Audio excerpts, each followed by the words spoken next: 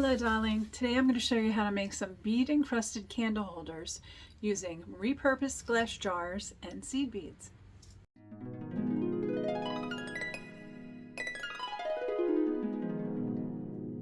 It's a cold and gray winter day and all the holiday trimmings have been put away until next year. But maybe you're feeling like I do, a little let down after all those holiday decorations are taken down. This project is perfect for that little after holiday pick-me-up.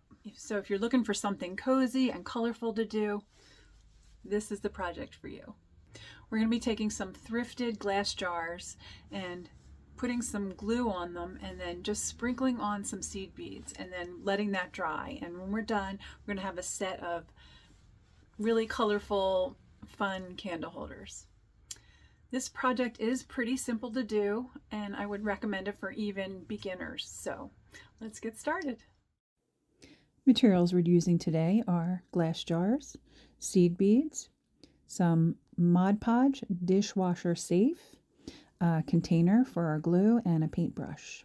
So I'm just adding the glue into my container so that I don't get those seed beads into my glue jar.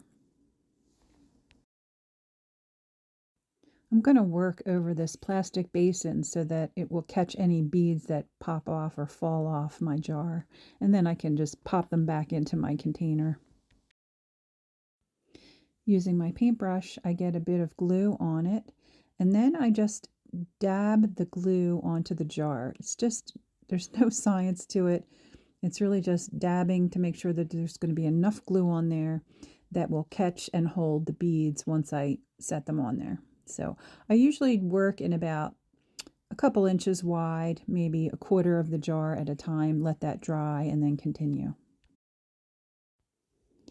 Once I've got the glue on there, I'm just taking my seed beads and sprinkling them onto the glue. Again, there's no science or magic way to do this, just using your eye and getting a feel for it.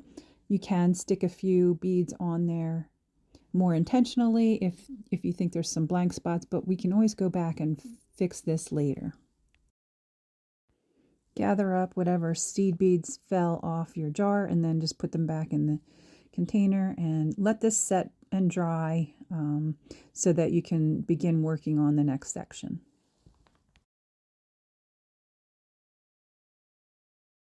Once that first section is dry, just repeat the process, getting some glue on your brush. You can overlap areas where you've already put some beads and just get a good layer of glue on there so that you can sprinkle more beads on. Once again, I'm sprinkling on some beads onto the glue. I'm trying to mimic what I did before in the first section, and I'm not putting too many beads on. Then I'm using my hairdryer to help speed things up. So after that layer has dried, I'm going to continue doing this until my whole jar is covered. I did want to mention that in between when the jar is drying, I make sure that the glue is covered and I wash out my brush so that the glue doesn't dry on the brush. Sprinkling the beads can be so satisfying.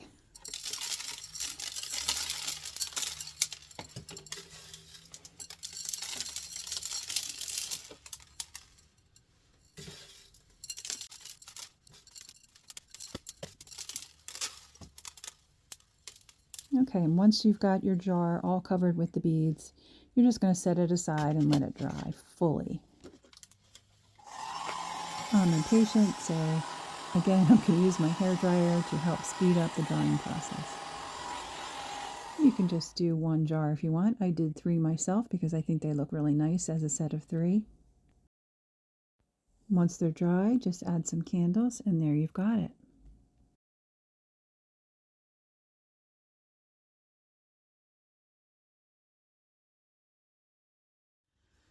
I have to admit that I was a little skeptical about how these would look with the glue showing, but I think they turned out really great. I hope you liked this video. Don't forget to like and subscribe, and as always, I'll see you next time. Bye-bye.